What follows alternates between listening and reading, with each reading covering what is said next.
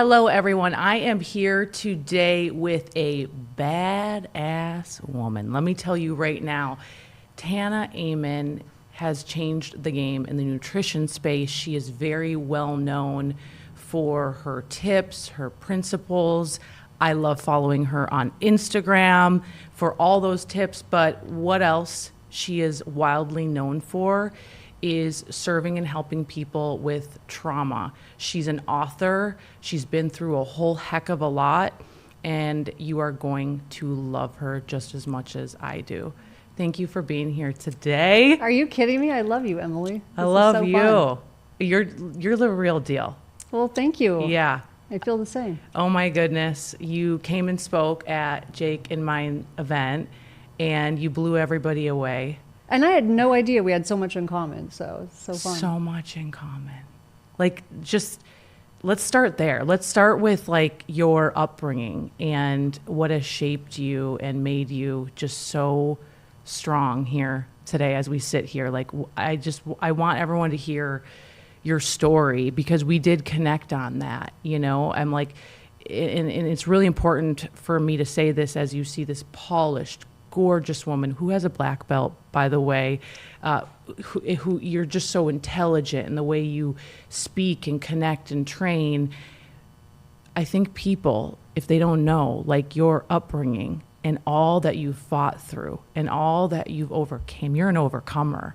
And I want to go there today because there's so many people like us who have had traumatic upbringings. Absolutely. So I think one of my favorite terms is post-traumatic growth.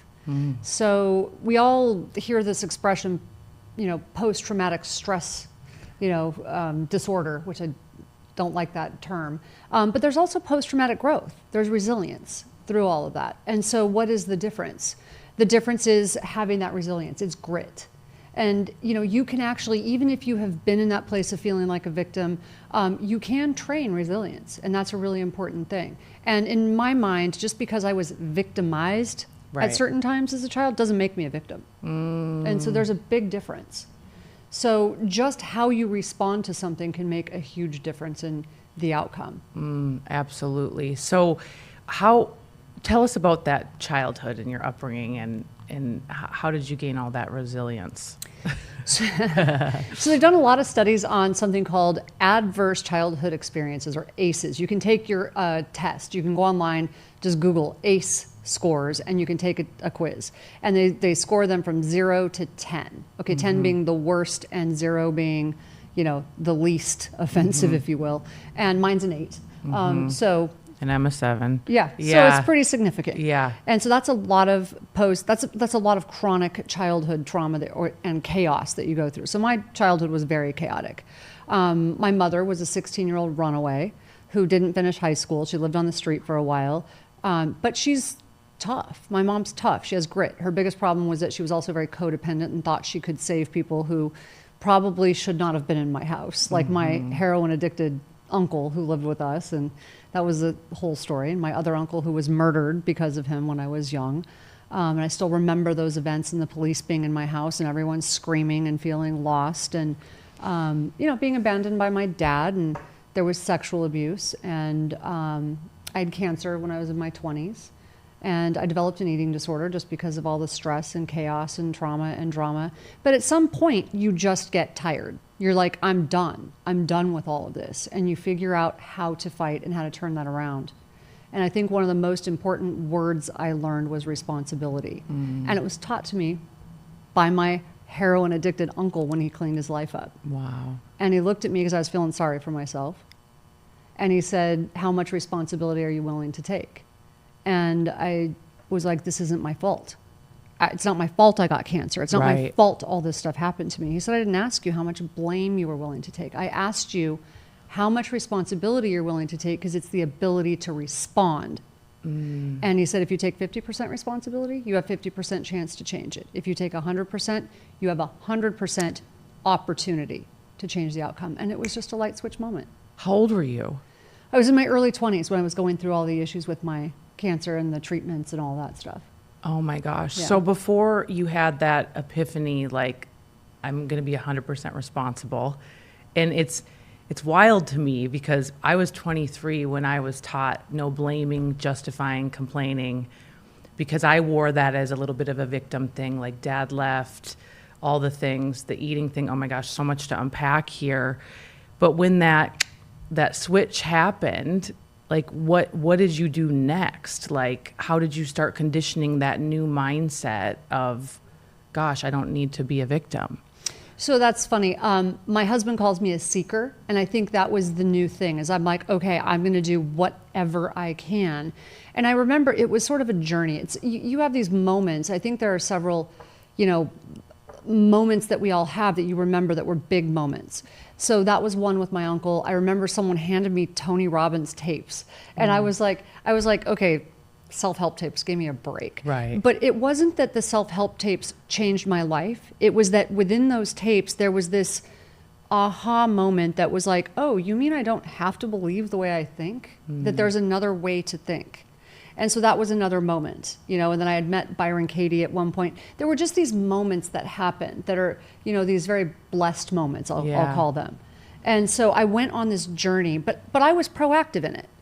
I set out to go on this journey to change my life. And so that's why my husband will call me a seeker. To this day, I'm constantly in some sort of course or seminar or doing something just because I want to. You become like the people you hang out with. Yeah. And it's that drive, though, the seeker part. Oh, I get like fired up right now because I was just talking to someone about this. I'm like, there's two types of people. There's those that buy books, buy courses, go to events, and they just don't read it. They don't watch it. They don't apply it. They don't do anything. And then there's the types that like hang on to every word.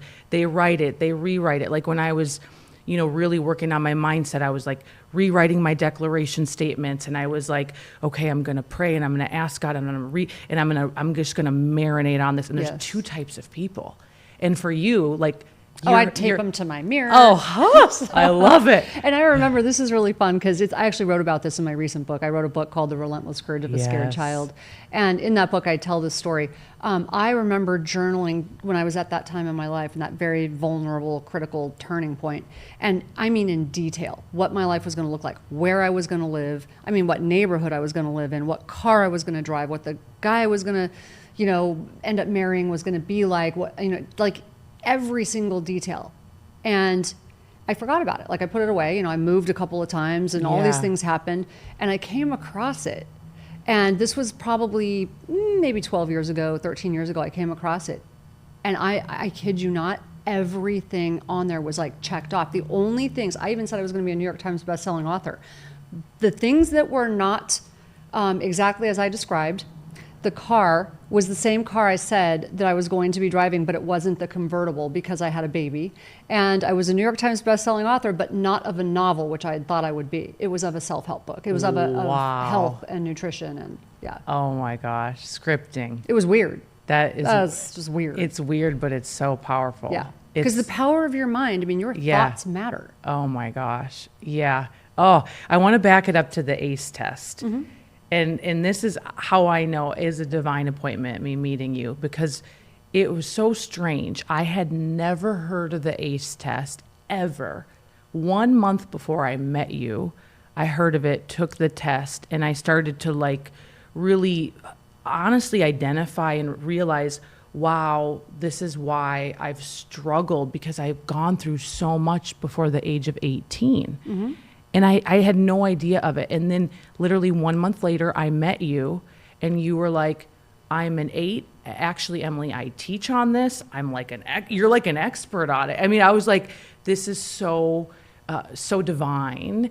But something you mentioned is like stuff that happens before the age of 18 and how it shows up in our life. And for you, one of the things was the eating disorder. Can you expand on that a little bit? Like, do you think it's came from what happened when you were younger? I don't think anything. I know it was. You know it was. So I'm a self-proclaimed expert on this. I love because I did so much work. I literally became obsessed when I learned about the power of adverse childhood experiences and what the effect is on your health. I never could understand why I was such a sick kid. I was what you call a frequent flyer in the hospital. I was constantly in the doctor's office, in the hospital. I was always on antibiotics. I've had 10 medical surgeries, even though I look healthy, and it just never made sense to me. And when I heard about these ACE scores and I started really researching it, I was like, oh my goodness. Okay. So when you have a score, so they score it from 0 to 10, Yep. if you have a score of 4 or higher, you are more likely to have 7 of the 10 leading causes of illness. When you have a score of 6 or higher, you die on average of 20 years earlier. And that's of all preventable causes. It's not, at first they were like, well, yeah, that makes sense because you're more likely to be an addict. No, it's of heart disease, cancer, diabetes. It's like of all causes that are the chronic diseases that we know of. And so the question became why, and they started researching it. And it's because when you are exposed to that kind of chronic stress as a child, so they did studies, and what happened is your brain, the brain of a child who goes through chronic trauma at home is the same. It's the same as a soldier who comes back from war. Wow. Okay, so they have the same brains when it comes to emotional trauma in their brain, that they look the same. But when you do that as a child, when that happens to you as a child, you have a developing brain. So it's different, because it affects how your amygdala develops, how your frontal lobes develop, how your hippocampus develops. So it changes things like your memory, your judgment center, your emotional, like it fires up your emotional brain, and it doesn't develop normally. And that's the problem. And it raises cortisol. Yeah. And now you begin to release stress hormones. It's a little like having a tiger around the corner in your house. You never know where the tiger's at, and you're always ready to like be attacked. And so your body just becomes constantly in that state of fight or flight. And this is why you get sick more. So that's why I became this expert in it. But when you ask about the eating disorder, it's because for me, I think eating disorders are complicated. They're very different for different people. They can actually be because your hormones are not balanced. There are hormones that actually affect how you feel, how your stomach stretches. I mean, it's very complicated. It's not the same for everyone. Yeah. For me, I was very clear. It was a way to release anxiety. Mm-hmm. And so I just didn't know what to do with all the pent up anxiety. And then I ended up discovering exercise. I'm like, I can't keep doing this, when I really understood and learned that it will, oh, you mean your teeth will rot or your heart could stop? Like, I didn't know all that when I first started down that journey. And when I learned that, I was pretty vain, and I'm like, okay, that's not going to work. So I ended up transferring that energy into extreme exercise, which wasn't really great for me, but it was better than bulimia. Totally. So I just transferred purging into sweating. Yeah. Oh my gosh. So something I've shared a little bit, but not a lot, but I have suffered with eating as well. Mm-hmm. And literally in this moment, I'm realizing it was to release anxiety. Absolutely. I didn't know that. Wow. Yeah, it can be so different for so many people. So many people, but this all makes sense now because it was like escapism, definitely escapism. And like for me, it started more after I competed in fitness. And then I was like, it's a rough world. I can't maintain this body. But then the anxiety stuff, and then it was like a release, almost like feeling better. Mm-hmm. How did you overcome that? So like I said, initially it was a journey, because initially, like, I just transferred. I was young. Like at 16, I became like an extreme exerciser. So I talk about the journey in my book because it's too long for right now. Right.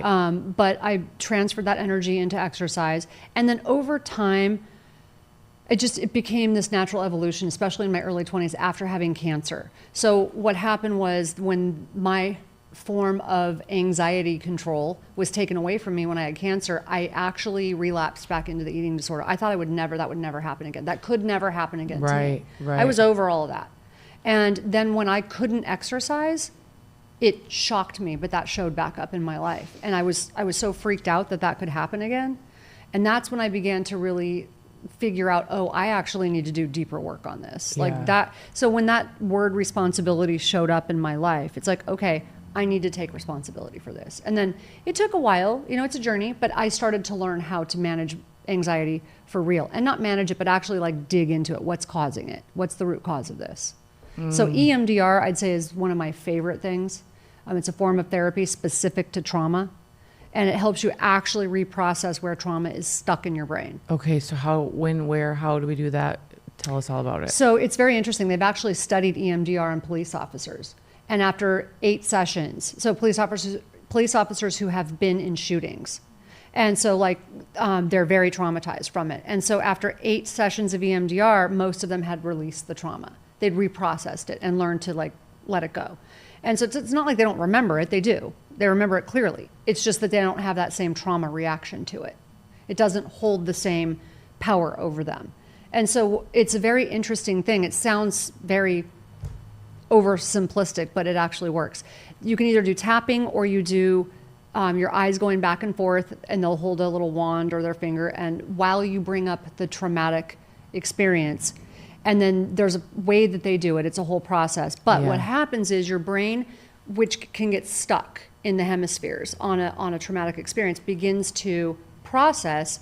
And then what you do as that's happening is work your way through it with the help of a therapist. You work your way through that memory, and then they will work you into like, how would you like that to turn out instead? So it's a little bit of a process, but it really is about reprocessing in the hemispheres. Wow. It's like a shortcut through years of therapy. When did you discover that? So, this is the problem with dating a shrink. World-renowned shrink. Yeah. So I ended up, when I met my husband, I almost canceled my first date with him when I found out he was a psychiatrist. But he was too cool. And so we ended up, so I kept thinking, okay, I'll get rid of him soon. And then I never got rid of him. And so finally, his first gift to me was 10 sessions of EMDR. And I'm like, oh, you think I'm really screwed up. Oh, what a gift. Oh my gosh. And I was like, I'm not going to therapy and banging my head up against a wall. I had this very, very, I thought what was a good facade. Apparently it wasn't that good. A great facade it took me years to build. It was like I lived behind this wall of makeup, hair, clothes, and nobody saw behind that facade. Nobody knew anything, nothing about my past. And so I'm like, talking like this, never gonna happen. And so there was this like wall of perfectionism. Wow. And except Daniel, somehow, it's the problem with shrink, is that they know how to weasel their way into that. So he gets me these 10 sessions of EMDR, which I didn't want to do. But when I went, what was so interesting to me is it was so different from going to therapy where you just talked and talked and talked, which annoyed me. Same. And they just get right down to it. And it's like this shortcut, and they just get right down to it, and it just helps you reprocess. And I was shocked at how quickly it began to work. Now, that said, on my own, I ended up doing 2 years of it because I have a lot of stuff to unpack. Yeah. But it was so helpful. I credit that, a big part of that, to why we are together today. That's incredible. Yeah. So yeah, oh my gosh. Okay, there's so many ways I want to go. Let's go back to the ACE thing for a minute, because I've started to have people do the test. And I'll be in a room of 100 people, and at least 90% stands up for 1 or higher. But what I'm finding is about 40% stand up for 4 or higher, maybe even higher sometimes. Yeah. And the big thing that they ask, literally, they're like, so what do I do with this? Yeah, because they feel like, well, it's not my fault, but it happened. Right. And the truth is, you can't change that score. You can't go back and change what happened. Right. But you do get to change how you respond to it. Oh. Okay, so that's a big thing. And this is where people get tripped up. It's like, why again? It's not my fault. Again, it's not my fault. You're not to blame. Those things happened. And that's why I became so obsessed with it. Because I'm like, this isn't okay with me. Like, I had cancer that kept coming back. I had been through treatment. I've had, 10 medical surgeries, 2 of which were from cancer. I've had 3, radiation treatments, experimental treatments to get rid of it. And I'm like, this is ridiculous. I was on medications to manage the side effects of other medications. I'm like, I'm done with all of this. But what do I do? And so that's why I wrote 10 books, okay, was because I was like, I need to figure out what to do with this. So I went on this odyssey to figure it out and heal myself. And really, the power of lifestyle and meditation, we hear about it so much, and it's like so overstated, it seems like, on social media. But it's real. It's real. So learning how to manage your mind, learning those simple lifestyle things with, and it doesn't need to be as overwhelming as we make it. I get a little bit weary of like, you have to do it this way. It has to be my way. Right. It's like, I don't care if you're a vegan. I don't care if you're a caveman. Right. It's like, whatever works for you, because no two people are the same. Let's take a look at your important health numbers. And if you're vegan, let's just help you be the best vegan you can. Right. They actually did 2 studies back in the 80s. And all they did, eat more vegetables and fruit, eat more grains, and cut out processed foods. And people got better. They didn't even take into account smoking, drinking, none of that, stress, 0. And people got better. So we know if you eat more vegetables and fruit and you move your body more and you cut out processed food, you're going to get better. So let's just start small. Yeah. Start small, start where you're at, take your own values into account. And if you're a vegan, let's make you the healthiest vegan. If you like meat, eat healthy meat, okay? Yeah. Just figure out what works for you. There's no one plan that works for people, but the power of meditation and prayer go so far. So far. For managing your stress. Yeah. You know, if you don't want to go to the gym for an hour a day, go for a walk. Right. Just start small. Yeah. What I have found is in these environments, a lot of people, like if they were molested, if they were in an environment where mom got beat up all the time, all the things, it's like, what I am surprised at, they haven't even admitted it, talked about it. I had a couple about a month ago, they pulled me aside from stage and they said, we've been married. And like, he just told me during this exercise that he was molested, and like, we have kids. And like, I'm like, it's the first time they're ever even talking about it. And I'm like, okay, if you don't heal, if you don't recognize first, and how are you going to be able to heal something you're not recognizing? Well, and if you don't heal from what hurts you, you bleed on people who didn't cut you. And so it's a really important thing. And so people walk around going, I did it until I was in my late 30s. I'm fine. Fouled up, insecure, neurotic, and emotional, but I'm fine. Same. And I really struggled with men and relationship and letting love in. Like when I first met Jake, he was like everything I wrote out. I went to the beach and I wrote out what I wanted in a man. I was not going to settle. But then when he finally arrived, literally with roses all the time and all the things. It felt weird. It didn't feel natural. I rejected him. Me too. They try to love you. And I was like, no, there's got to be something. Yeah. Yeah. I'm waiting for the other shoe to fall. Yeah. Yeah. No, we could go on and on about this. So Daniel he jokes around. Well, I try to say I didn't, but it's probably true. He's like, he'll tell people I tortured him for the first year and a half. Why he tolerated it, I have no idea. Oh my God. But he'll say that I tortured him. He's like, he'll say, because I knew that you were amazing and that you had been through a lot. And he's like, I just knew that there was more under there. And I'm like, I pushed him away. I broke up with him 3 times. I was fine as long as we just dated casually. But he kept wanting to marry me. And I'm like, stop it. Because I'm like, it freaked me out because I'm like, first of all, I thought he was manipulating me. Yes. I'm like, nobody is this nice.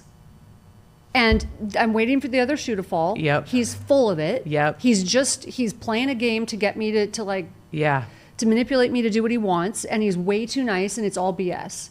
And so I just kept breaking up with him. Oh my God, No, so that was what EMDR helped me with. It helped me reset that template because my template was set for men to be abusive or manipulative. So when they're not, it feels unnatural. When they're not, you think something's wrong. And you have to do that work if you ever want to have, because I did the same thing. I wrote it out and he fit everything I wanted in a man. He fit everything. But then when that shows up, you're like, wait, that's way too good. That doesn't make sense. And I'm not used to good. Yeah. Good is too good for me. Yeah.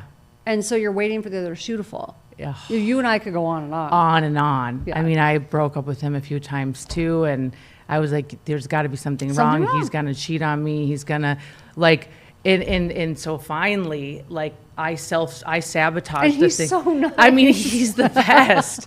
I mean, and he's so good looking. Yeah, and he's I know. So sweet. It's the love of my life. But I had to go because so many women will be like, I want that kind of relationship that you guys have. And they've been through trauma, drama, all the things. And like, I think we should share with them, like, you gotta be honest about what you've been through and go to the depths to heal. Because you will ruin a good thing when it shows up. You will ruin it. You will sabotage it. We take it from us. Like why I am in the position I'm in now, I literally thank God, like, so often, because I'm like, what guy puts up with me? Yeah. What? Oh my gosh. Yeah. It's amazing when you actually like recognize. Hold up. Are you ready to take your brand to another level? And maybe you might be thinking, brand? I don't have a brand. Oh yes, you do have a brand. And chances are, if you're listening to this right now, you also have a message that you are ready to get out into the world. Well, if that is you and you want to take things to a whole nother level, when let's just face it, it's required in 2023 if you want to stand out in a noisy market, then I want to personally invite you to the It Factor Bootcamp Branding Edition. Now, this is not just any boot camp. What this is a couple days of you away from your crazy busy life, and we have curated 2 days of absolute brand integration. We are going to be helping you identify your brand message. We're going to be showing you how to create next level content, have a plan that matches whatever it is that you're selling and who you're selling it to. We're bringing in some of the best PR people in the world to teach you how to self-promote and then also how to stand out and to really create that halo effect, what I like to teach on. There's so many other details happening, but what this is an intimate 2 days with myself and my partner Jake. And I promise you, by the time you leave, you will feel equipped and totally ready to take your brand to another level. If this sounds like something you're interested in, then join me in Southern California towards the end of July. Send me an Instagram right now at It's Emily, ITSEMILY. Send me the word bootcamp and I will send you all the details. But act fast because we are releasing this week and we are limiting it to 50 spots so we can intimately work with you and also network. So if this is something you're into, go to my Instagram now and send me the word bootcamp. You know, I want to talk a little bit about the wearing the mask thing because again, like so many people can relate. I can relate as well. Like I didn't share certain things. I'm like, I don't want people to think something about me. Like, it's like, I just wore a mask. And how long did you do that? And when did it start to come off? Oh, when I was like 38, 39. Yeah. Like, don't be me. Because it's miserable. And so I had this very, very solid, people thought that I had it all together because I was pretty successful. I didn't have debt. Owned my own house, had a good job. Like I dressed up every day. I had the facade, I had the wall of makeup and clothes and whatever. And I looked like a good package on the outside. Mm-hmm. And so there was no way, nobody knew about my past, not anything about my past. And if you asked me anything about it, I'd be like, oh yeah, it was great. And there was no way you were gonna know that. And so it took Daniel actually getting below that. And so, it was really difficult and I never talked about it, but it's like having a boil. This is gonna be really gross, but it's like having a boil mm-hmm. and it's painful mm-hmm. until it pops. And when you finally pop it, it's really gross, right? It's ugly, it's gross and it goes everywhere and then it's messy and then it's just relief. And then it heals and it's amazing. And what happens is for me, after that boil popped, it was a little weird going through all that, and it was like, I don't know what to do with all this mess. And then you heal all of that, but you don't care what anybody thinks anymore. Straight up. Like, I just don't care. Yeah. And I never thought I'd be a person who just doesn't care what people think. Mm. So, and I had to get to that place before I could ever imagine sharing it with people. Right. And even after I got to that place, I'm like, yeah, I've dealt with all that. I don't really need to air my dirty laundry because all these people are still alive in my life. Yeah. So I don't need to go there. But I realized, there are so many people struggling that if I only help a handful of them, it's worth it. Oh, and you're helping more than a handful. And I love the way you just articulated that. It's almost like you can feel the boil and then it pops and there's like a release. And I know, like, for me, I felt like I was living a lie. Yeah. And it was like out of integrity on a lot of things. And I just felt like I could give, but I couldn't give fully. Yep. It's like I was stopping on the 10-yard line. So I'm going to go back to what you said. I just want to take you back for a second. Yeah. What you said about the love of your life. Okay, how can you possibly connect with someone on a deeper level if you can't let them see beneath the surface of you because you need to maintain that facade? You can't. You can't. Because you need to be this perfect person, so you can't let them see the mess underneath, so you got to push them away. Yeah. And so you're going to constantly sabotage whatever happens in your life because you can't let them see that mess. Right. My husband is the only person. When I finally like popped that boil, and I was like, ew, ugh. Yeah. This is like, I can't do this. Yeah. I decided to test it. I'm like, I'm never getting married again because my first marriage was such a mess. I'm never getting married again unless it is someone that I can literally tell everything to, like I would my best girlfriend. And it's like, and I decided to test it. I'm like, I'm going to test this thing. And I don't care what he says, he can go away. Like, I feel like I almost tried to push him away by telling him way too much. Yeah. It's like TMI. Yeah. And he would just be like, cool. Like, the more I told him, the more he was like, awesome. Like, that's so interesting. I'm like, okay, you're just lying now. Yeah, yeah. But I did it because I was like, I'm not going there again. Yeah. Like, I finally got to that place where I'm like, I'd rather be alone than have to do this again. Like, I just don't, I'm too tired. And so shockingly, the more I told him, the more he loved me. You can find that person, but you have to fix you first. Yeah. Amen. And you got to go to the depths and be that open to, like, I feel like, and you and Daniel's relationship, like, I can just tell by the way you look at each other. You can't manufacture that. You can't sell that. You can't, like, it's so real, and I can tell. And the reason I think a big level of your relationship is like that is because you're both are so honest, and he's your person and your best friend, and you trust him. And that's, it's been such a example for Jake and myself, because that's where we're at. We're ride or die. We're BFF. We're, we don't care. Like, I'll tell him like my deepest, darkest secrets. But 5 years ago, I could never imagine telling a man that. I could never. I'm like, no way. You're going to judge me, leave me, whatever, hurt me. So I'm going to leave you first. Yeah. So I'm going to leave you first. So I'm going to leave you first. Yeah. So that's, Daniel even looked at me, he goes, I bet you haven't really been broken up with because you leave first. I'm like, oh, ouch. She's the killer. Yeah. He called me the Black Widow. The man eater. He used to call me Black Widow. Yeah. Yeah. Yeah. I had one person, like, I remember with my girlfriends in LA, they're like, you're kind of like you're not a man eater, but you're kind of like, I'm like, well. Yeah. He told me he was going to write a book called The Black Widow Diaries. I'm like, don't you dare. You cannot do that. But it's really fun. You talk about relationships. So our kids think we're so gross and so weird, and they can't have their friends over because he's always walking around grabbing my butt or doing something. It's so ridiculous. And we were looking at a house recently, and we thought we were alone. And so we were in the bathroom looking at, because it had a his and hers bathroom, which is really like kind of over the top. But so he's like, he comes in, I was in in one of the bathrooms, and he goes, I don't like this house. And I go, why? And he goes, I'm not getting ready away from you. And I go, what? He goes, I'm going to be in here bothering you when you get ready. I don't want a house like this. And I didn't know that the agent was listening and was going through a separation and started crying. Oh. And he's like, I've not, in all the time I've been selling houses, heard a couple that's been married, as long as you have, talk like that to each other. And he's like, and it makes me sad, but happy at the same time that there's hope. It gives hope. Yeah. How do you do that? Like, how do you guys have that kind of relationship? Like, you're so productive. I don't like the word busy because you're productive. You guys are changing lives, like truly doing deep work, individually, together.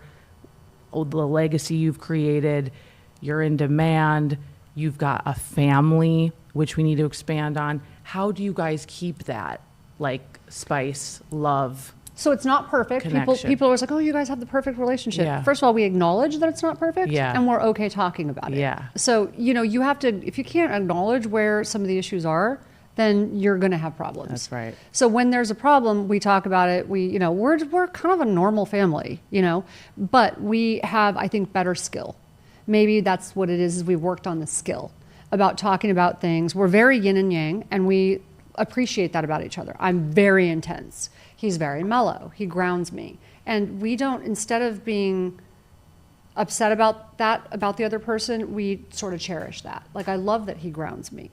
I'm still going to be intense. Like, it's not going to change me, but it helps to ground me. We also, I think you have to have a short memory. So you just, I think so many women just can't let stuff go. I mean, come on, women, Yeah, don't keep know score. you do this. Don't, yeah. If you don't have a short memory, you're not staying married. And let's just, if you have sexual trauma, get it fixed. Yes. Because that's going to devastate a relationship. Because sex for a man is just an important thing. Let's just be honest. And as I've entered menopause, this has become such a big thing that I've talked to women about. Because they're like, yeah, but I don't feel like it. I'm like, yeah, but is it worth investing in your relationship for? You may not always feel like it. Right. But it's not just about you. Right. And so you just have to really, sex isn't just about how you feel. Right. Just like love isn't how you feel. It's an action. Yeah. It's not just an emotion. Yeah. And so when you talk about, sex or making love or whatever, that is a very big, important cornerstone to a relationship.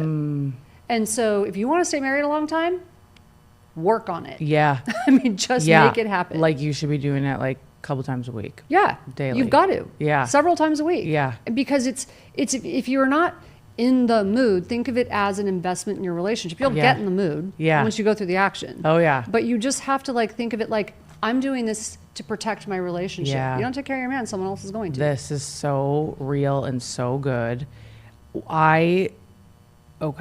Growing up young, had trauma around. Me too. Okay. Yeah. I feel like I didn't want or wasn't comfortable with sex. Do you find, did you have to work on that? So I think when women go through sexual trauma, it can manifest many different things. Some women become hypersexual. Some women become asexual. Some women just shut down and just go through the motions. Wow. It really depends on how you processed it and what happened. So for me, I think it was different. I write about all of this in my book. I kind of became the thing that I hated. And so for a while, that was not a healthy thing. And it was more about, I'm going to hurt you before you can hurt me. And I had to really work on that. It was not, that's why Daniel called me a Black Widow. I was like, yeah, no, you're not going to get that chance. And so I'm like, I'm going to play the player. And that was really toxic. And I'm just being really honest right now. I love it.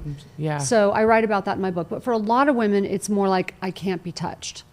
And so that either way, you got to work on that. You can't have a healthy relationship either way. And would you say therapy working on that? Oh, 100%. Yeah. Yeah. That's where EMDR came in. In fact, I was like, I'm fine. It's just such a lie. I mean, I just wasn't, there was nothing fine about me. Oh my gosh. Yeah. Yeah. Do you continue to work on yourself and continue to do these things? So we actually have the teenage girls in our house all going to preemptive therapy so that they sort of have a foundation of how to communicate going into relationships. I mean, if I had that, I'm like, what? What? I know. Just to understand what to pick, what to look for, how to communicate before you even get into a relationship. What a concept, right? What a concept. And so you don't just marry who you're proximity wise and who's in your class. No. And so that's why I still go. I don't go often now, but it's more like when I feel like things, because even good stress is stress, and we are really busy people, and I don't want that to start to take away from my relationship. So I just work on some of that and how to manage it. Yeah, we recently had Jason Whaler on the show. Yeah, I love him. He heads up our foundation. Yes, and it was so amazing. Talking about addiction and recovering and. He really explained when I thought I was fine, I'm like, I got it all together. We got it figured out. That's when you're the most vulnerable. When he relapsed. Yeah.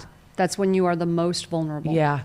And I tend, my mind will do that too. Okay, we're good. And it's no. You still need to go to church. You still need to go to therapy. You still need to. You can't, you need to be vigilant. Yeah. Yeah. You don't always need to be hyper vigilant because when you come in from trauma, Sometimes we're always looking for that tiger. Yeah. But you do need to be vigilant. You need to, I think you should always be paying attention. Yeah. Yeah. So home life, how many kids do you have? So Daniel started really young. And so he had 3 older, like moving out of the house when I met him. Yeah. I started really late. Yeah. So I was 35 when I had my daughter. And so we together have 4. And then we ended up recently, right before COVID, adopting my 2 nieces. And so it's just a big, big family. Yeah. And why did you adopt them? Because they're my family. Yeah. Because Yeah. it's a messed up family. So we got them out of foster care. So their ACE scores are 9. And yeah, so they're now, and really proud, my the older of the 2 nieces, just graduated high school with 2 associate's degrees and got a full ride to UCLA. That's amazing. Graduated high school with 2 associate's What degrees. the heck? Yeah. That's And the younger one is getting straight A's, you know, doing really great. So this is amazing. Yeah. They have amazing guardians, parents. Like, that is so powerful. but they could have gone the other direction. They could have. Yeah, it was a little rough for a while when we first took them in. Yeah, because they came from trauma. So They came from parents who were addicted and, you know, abusive, and So what type of stuff did you do with them, or do you continue to? constant therapy. Yeah. And also training at home. Like all the stuff we talk about, all the stuff we post about is all the stuff we do at home. It's all the same stuff. It's the lifestyle stuff. It's nutrition. It's boundaries. It's nutrition. It's lifestyle. It's exercise. It's, you know, boundaries around how they can behave, because how they behaved with their family before was not how they get to behave in our house. It's consequences. It's supplements. It's brain health. It's all of it. Yeah. So Yeah, I was teaching them not to believe every stupid thing they think. so powerful, so powerful. How, you know, a question I get, you know, because you are the unicorn of your family, you've, you know, which is so inspirational. But do you ever find that, like, do you want to talk to your how often do you talk to your family? Do you, because you're so different and you're growing and healed, and I mean it's so inspirational. Do you ever have like a resentment, or, like, you know what I mean? Like, Lots of resentment. yeah, like how that does I work on. Yeah, yeah. So I'm close to my mom. So Okay. my mom, the runaway who never graduated high school, actually retired very wealthy. She's amazing. So she made bad decisions and good decisions, but she's a good role model for me because she had so much grit. And so, you know, we all make bad decisions and good Totally. decisions, and she just didn't let it get her down. So we're very close. But the rest of my family, no, not really. I didn't want to talk to them. I had disconnected from all of them, except when my nieces got taken into foster care, I didn't have a choice, right? So I worked a lot on forgiveness, but forgiveness does not mean access.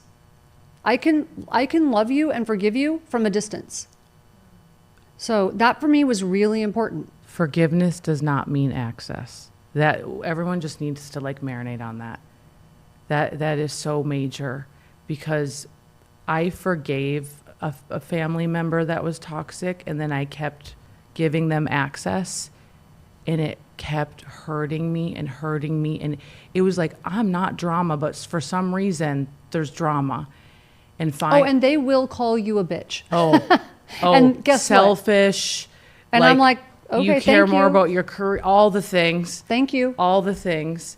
And finally, like, there was a point where I kept allowing access. And I remember, like, being a senior in high school, it was parents' night where you make the little volleyball with their names on it, and it was like, I'll be there, wasn't there. And I was like, I cannot keep getting hurt like this. This is like, so the whole access thing, that's why when I learned that, it was like so much peace, way less drama. But I get that question a lot, where like, I want to get better, I want to grow, but it's like you keep letting. But you have to work on if you're a person who keeps letting it happen, then you have to ask yourself why you keep letting it happen, why you feel bad when they cry and whine about it, because that's codependency. And so working on that codependency is really important. The day that I stopped worrying about being a bitch was the best day of my life, because I don't care what people think. If I know that I'm doing the right thing for my family, if I have peace about the fact that I'm protecting my nest, that I have boundaries, that I'm not being mean. I'm absolutely not being mean. But I have a set of criteria. And if you can't respect that criteria, now, if you change and you've respected my criteria, like these boundaries, then okay, we can talk. But if you have not and they haven't, then I don't feel bad. Yeah. I know my first priority is to my family. Yeah. My first priority is to protect my daughter, protect my marriage, and so they will come up with every excuse in the world as to why I am a horrible person. And I'm just like, thank you. Yep. Next. Yep. Yeah. So this posture is so hot. It's so sexy. It is everything. Every woman out there is going, yes, yes, yes. But it's harder to do than it is to say. But it's harder to do. Yeah. So when you made that switch of like, I don't care what you think, this is me. Yeah. Like, obviously there's so much freedom there, but how did you get there? So I'll give you one book that was really helpful to me. Byron Katie's work was really helpful to me. And she has a book. So everyone knows Loving What Is, but that's not the book. The book that really I thought was really great is I Need Your Love, Is That True? And it's such a good book. Okay. And then there's another book, there's a couple, but Boundaries is another great one by John Townsend. Yes. And so it's just a great book, but learning boundaries, learning how to love yourself and learning how to not be codependent is so critical. It's so vital. And I love another thing Byron Katie said, and I don't know if she's the first one to say it or not, but what other people think of me is none of my business. That's right. It's just none of my It's business. none of it, yeah. It's my job to love Yeah. me. Yep. It's nobody else's. Oh, and the freedom that is The freedom. It's just like your frequency is so high because you don't live in that other space. No, it's between me and God. Yeah. That's it. Yeah. Talk to me about your faith.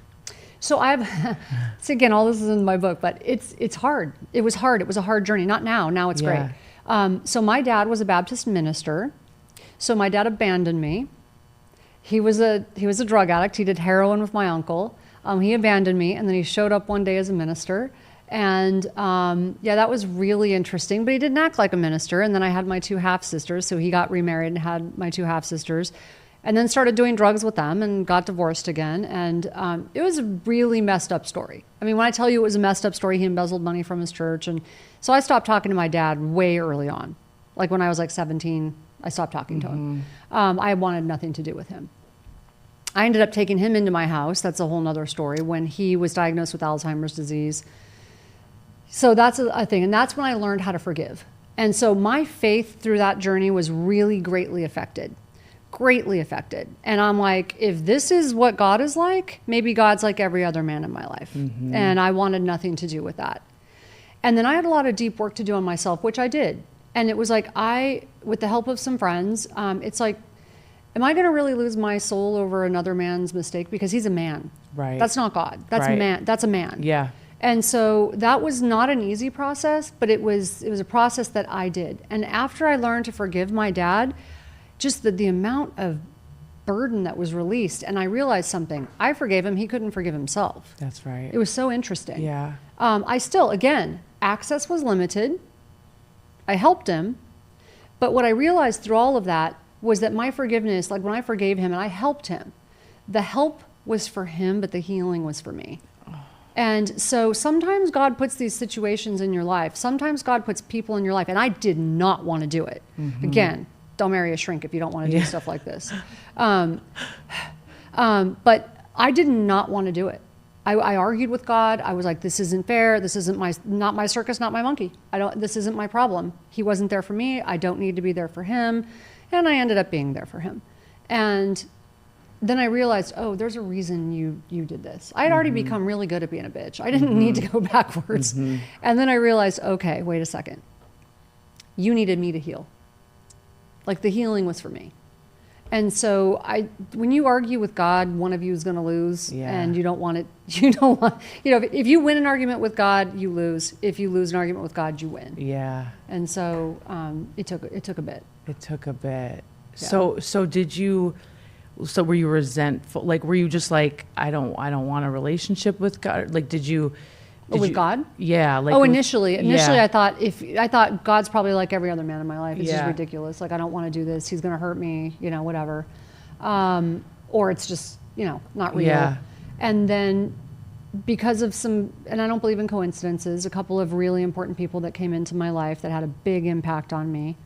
that were very faith driven, and just really turned my view around, and I gave it a chance. And then there are things that happen that are just not coincidence. And you realize my dad had nothing to do with God. My dad made bad choices. He's a man. Right. And so, and then God's been a huge, like my faith is great. It took a while. Religion for me was hard for a while. Yeah. Like it's, you know, still sometimes religion is hard because we see people make mistakes all the time. Yeah. But I read the Bible cover to cover. I did that for myself. You did? And yeah, during COVID, I'm like, I'm going to dig into this. Wow. And I did it because I was tired of hearing little one verse spin-offs and people like throwing out a whole motivational speech about it. And I'm like, I don't think that's what that means. It's true. This is very scary. It's like new age Christian. It was weird. It's like a blend, and it's like, no, that's really not what that means. That's not what it means. Right. And so we get so twisted up over, you know, and now we're in this whole fight over, you know, like, dear Lord, all these movements, all these social movements, and they're like anti-religion because they're like, but Christians claim this. And I'm like, no, actually, the Bible doesn't claim that. Right. Churches claim that. It's so. But the Bible doesn't. It's a whole deal. Yeah, it's a whole deal. This is amazing that you actually read the Bible, the whole Bible. Yeah. No, I want to do it again. So the first time I did it, I decided I was going to do it like bird's eye view. Like I needed to see the forest from the trees. So it was more just like a distant view. Now I want to actually dig in a little bit deeper. And so take more time because it's so weird. I'm going to go down a whole rabbit hole. I shouldn't do this. No, I love this. But there are like there are certain words in there that if you don't take time to go, okay, what did that mean in that time? Yeah. Like the Greek, the Hebrew, like the time, the vernacular of the time. Because I mean, sick now doesn't mean sick meant, you know, sick means different things today. Yeah. So you have to know the vernacular of the time. And if you start to dig into that, you're like, whoa, like that doesn't mean what, like it's not a literal translation, doesn't translate. And then you start to go, okay, wow, like it's just sort of mind bending. It is. I have been really trying to learn the Bible, like truly, because what I have recognized, to your point, there's a lot of churches that they're preaching stuff that is, again, it does not go with the Holy Bible. And it's like this new, it's just this blend, and it leaves people so confused, and we're going to pass that on from generations if we don't learn the truth. Well, and it's more about, which, you know, there's nothing wrong with feeling good. It's more about a motivational thing, though, and it's like these 5 points about this one verse, but the one verse was out of context to begin with. And I'm like, oh, okay, I don't know if I like that. Yeah. So what other ways do you grow your faith? Like Bible reading is huge. So, I mean, prayer and meditation is probably the biggest way. Same. Especially during COVID. And I did join, you know, like a prayer group during that time because we couldn't go to church. So there's a group of women that were really special in my life. Yeah. Because I was pretty angry and I had to work on that anger. Yeah. And I'm like, I don't think God wants me to be angry, even though I'm angry during this time. So I joined a group. Yeah. Prayer is so amazing. Yeah, it is. I think of prayer and meditation as the same. So, same. So a lot of Christians get really hung up on this word, meditation. I know. And I'm like, the Bible talks about the word meditation is in there, like meditate on, you know, all day, you know, day and night. And so it's in there so over and over and over. To me, they're the same. I think of prayer as talking to God, meditation as listening to God. Yes. It's just kind of my quiet time. Yes. So good. Oh, there's so many parts that I want to talk to you about because you're just like so multifaceted. And it's like, I'm old. No, no, but you don't like, I'm staring at your skin and I'm like, you are hot. Says you. Can we? No, like, oh my gosh, you're seriously like so beautiful inside and out. And, you know, I know that health and nutrition is such a huge part. And I'm like, are you keto? Like, can you, I know my girls, they want to know right now. Cause like, I'm like, how do we look like you look like Snow White skin? You're so healthy and fit. Like, so you're going to hate me because this is a big point of contention with my social media team that's always trying to get me to do get ready with me videos. I'm like, I'm not doing that. Those are for 19-year-olds. I'm just not doing it. You're exquisite. Because people ask that question a lot. But here's the thing. The truth is I was an esthetician before I became a nurse. And what I learned is that most products are nonsense. Just the truth. All these like billions of dollars and whatever, all these thousands of dollars that women spend on all these products, most of them are just nonsense. There are a few that really work. So I do use Retin-A. I use that's one of them. Vitamin C products they help superficially. hyaluronic acid helps superficially. It's like it will plump up the skin superficially, but it's not doing anything underneath. So people hate when I say this. It's just the truth. Less product is better, and using less toxic stuff. I don't do all non-toxic stuff. I know people want to hear that I do. Yeah. I wish I did. I don't. Yeah, same. I do the best I can. Yeah. But it's really more about the inside out. So someone said to me something really interesting. I think it was Josh Axe. I was doing an interview with him a long time ago, and he said, "I can see what you've been eating on your skin." And I was like, I'm like, what? Do I have something on my face? He goes, "No, Yeah. I can see what you've been eating." And what he meant is, he's absolutely 100% right. So people don't want to hear it. They want a quick fix, just like they want to take a pill. It's so true. It's hydration, it's nutrition, it's sleep. And not one diet fits everybody. I do low carb. Same. Not everybody does well on low carb. Yeah. So Yeah. and it's because I can tend towards insulin resistance really quickly, so I'm pretty sensitive to it. So that works for me. Put my daughter on a low carb diet, she's crazy. Yeah. So not everybody works that way. Yeah. But if you're going to eat carbs, eat smart carbs. Yeah. Like eat carbs that are low glycemic, high fiber. Focus on that. I focus on gluten-free. Same. I don't think it's good it doesn't help anybody. And for some people it's more toxic than for others. But nutrition, hydration, sleep, avoiding toxic things, avoiding processed foods, it's gonna show in your skin. I don't care what you do. 100%. Like if I don't do much dairy at all, and I work very well on low carb. Yeah. I've tested it. I feel it. I know Me too. it. I'm more My energy. Yeah, keto. That's the lane that I stay the healthiest, the leanest. But it is so. And you probably don't have dips in your energy. No. I intermittent fast. It works extremely well for me. I feel like it's anti-aging. It is, and I intermittent fast too. Okay. So I do the same thing. When's your window? So I'm terrible. Don't listen. Yeah. Like nobody follow this because Yeah. it's not. I eat the most at night. I shouldn't, Same. but because I'm not hungry in the morning, and my body just isn't that hungry. So I tend to eat the most at around 6:00. Yeah. So I have like sort of a moderate sized lunch, and then I'm not really that interested in food. And like dinner, I'm starving. Same. And so that's when I tend to eat the most. And Yeah. it should be the other way around. But that said, if someone is really trying to get their health under control and they're starting from a place of like saying they're very overweight or they're not healthy, I would not recommend that starting that way. I would recommend, I actually wrote the Omni diet, and I would recommend starting with eating small meals throughout the day just to get it under control, because otherwise you're going to be hungry and feel deprived. So you start with breakfast so that you get your blood sugar straightened out. You work up to something like what I do. Yeah. You know what I mean? That's exactly what I did. I started like small meals, Yeah. and then it was like I discovered intermittent fasting, and I feel like with traveling and time changes, like I can just crush life with intermittent fasting. Yeah. I love it. And then I same thing. I have my dinner. I enjoy more. Yeah. It's Me too. It's so. I try not to eat too close to bedtime. Yeah. But, it's just my favorite meal. Yeah. And that part of it's because we always sit down together at dinner. So that's another thing I think that helps families is we all sit down together. We kind of always have done that. And so... in 2023, you sit down together. Yeah, no, it's As an if important thing for us. Major. Yeah. Do you guys have a thing where you like ask each other about the day? And We do. And Yeah. it used to annoy the kids. Now I think they're actually starting to appreciate it. So... yeah, for sure. What about working out? So that's been a little bit of a struggle for me. So I've always been like super into fitness, like you said, martial arts, the whole thing. I hurt my back, and so after I hurt my back, I can't do intense exercise anymore. I like short bouts of intense exercise, so that was hard for me mentally. So now I do Pilates, more like rehab style Pilates.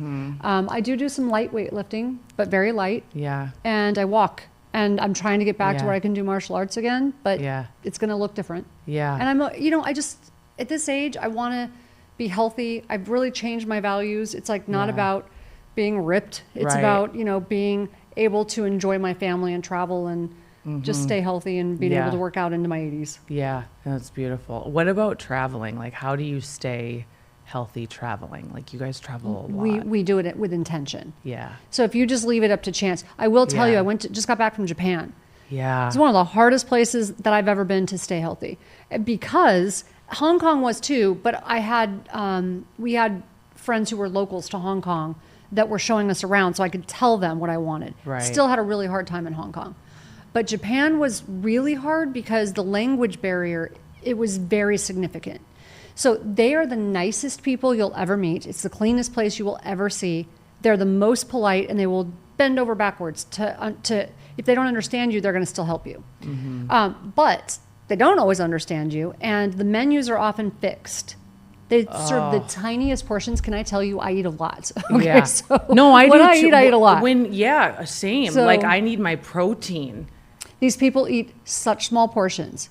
And I'm like, I'm going to starve because I don't eat the grains. I don't eat the Right. rice. And Same. so I'm like, it'll show up, and they use vegetables as a garnish. And I'm like, no. I need like 4 times the size Right. servings of vegetables Yeah. and not the rice, but they won't substitute. So a lot of the restaurants don't substitute. So I had to order like 4 things. And finally by the 3rd day I was starving and I ate the rice. I'm like, I'm going to Yeah. die if I don't. Yeah.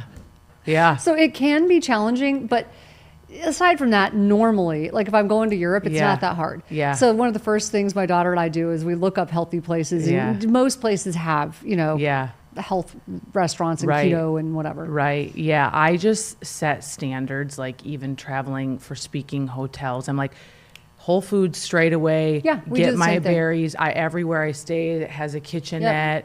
And, because so many people ask, like, well, I travel. Well, it's like, you just have discipline.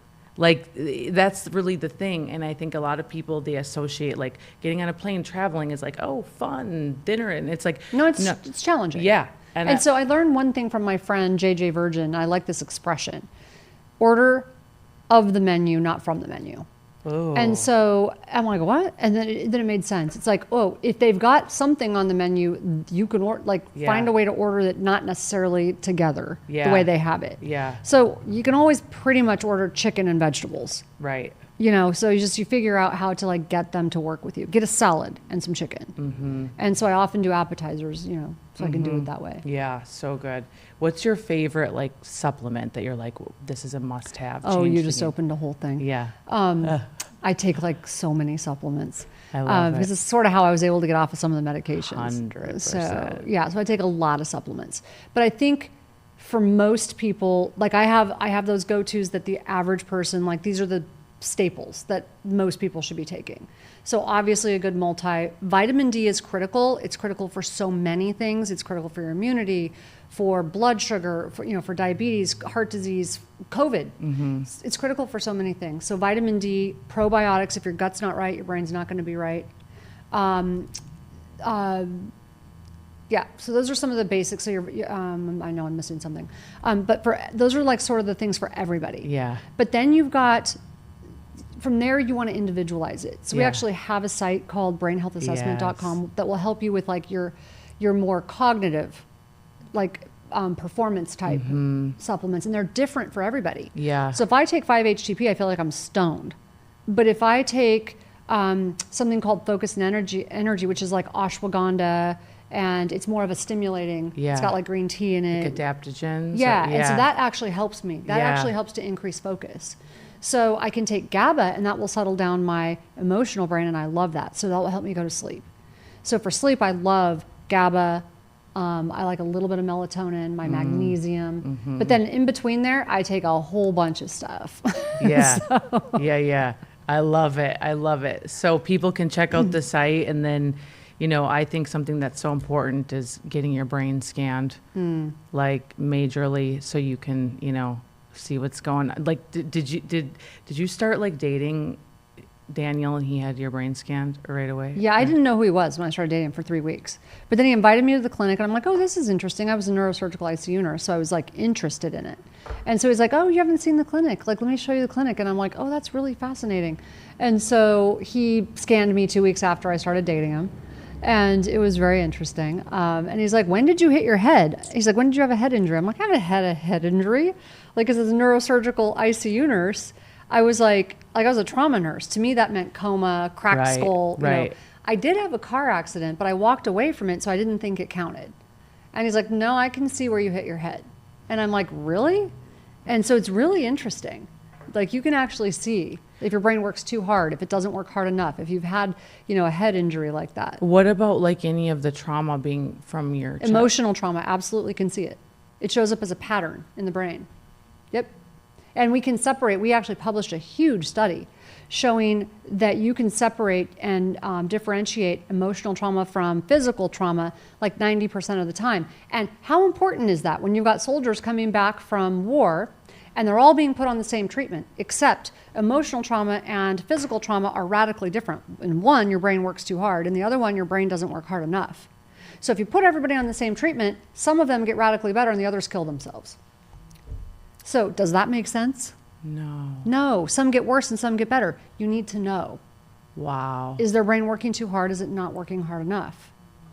So then, you can see this and then prescribe the right supplements. Well, and the right lifestyle The right stuff lifestyle. and everything. Do they need hyperbaric oxygen? Do they need, what do they need? Wow. Do they need EMDR therapy? Yeah. Or do they need something to stimulate blood flow to the front of their brain? So good. So powerful. Awareness. Awareness. What do you think your it factor is? I honestly think what we talked about a little bit, so boundaries and just not really getting to the point where I don't really care I'm super compassionate. Yeah. I love people. I love to Yeah. help people, but I don't really care what they think. Yeah. And so I think there's a lot to be said for that. I do too. But if you ask me what my favorite thing is, it's being a mom. Why? I love being a mom, and I didn't even want to be one. What makes it so great? I can't even, it's so funny. I didn't want to have kids. And then I ended up having one because I was like, well, if I don't, I'm not going to be able to because I'm getting old. I sort of gave into it. And the minute I had her, like, I had a nanny lined up. I was like, I'm no way going to be a stay-at-home mom. Never going to happen. I don't want to be home. I had a really great job. I was traveling all over the place. I'm like, I'm not going to stay home. And I laid eyes on her and I'm like, there's no way I will sell my house before I leave this kid with somebody else. It was just a weird mama bear thing. And we have been like that. That's so cool. We are so close. And I, it's like, how do I explain it? It's like nothing else I've ever done. And I'm not going to presume that it's like that for everybody, but it's like I feel like I'm most in my power with that. It's like, this isn't something everybody can do. Yeah. It's something I can do. Yeah. And it's something that is so special to me. Like, I'm raising a human. Right. Like, I'm responsible for this human. It's crazy. Yeah. And there was just so much in there, and she just became my best friend. That's beautiful. Yeah. And do you think it's like you value it differently because of how you were raised? Oh, I swore to myself. Yeah. I actually promised and swore to myself I would not. It's part of why my boundaries became so strong. I write about that in my book. It's part of why my boundaries became so strong. After I had her is when it really got powerful, because there was no way I was letting that into my house and into her life. No way. Beautiful. So it made it much easier to say no. Yeah. Yeah. Oh, it's good. It's Yeah. so good. I want to thank you. Like, truly. I am so grateful that you have leaned in and like gone to the depths, because I know that you've had to go to the depths. And You're going to make me cry. Stop. No, you need to know this though. Your work is significant, and it's to me and millions of others, but like, truly, because your willingness to heal and to share it and to not, like you said, care what people think, like, you are literally setting people free. You are, and you're a real role model. So thank you so much for doing all that you've done, writing over 10 books, sharing all that you've shared. You don't have to do all this, and you continue to do it. And I know that so all special. of that happened for you, so you could go out there and make the impact that you're making today. So thank you for being here. Thank you for being a role model for me. And I'm so blessed, and I know God is so proud of you. So I just want to tell you that. Thank you for being here. You're so amazing. And you are such a powerful role model. you. I love that about you. Thank you. Where can people find you? So I'm very active on social Yes. at Tana Amen. My website is tanaamen.com. There's lots of free resources there. Yay. And if you are struggling at a deeper level, you feel like you need help with your mental health, we hate the term mental illness, amenclinics.com. Awesome. Thank you for being here.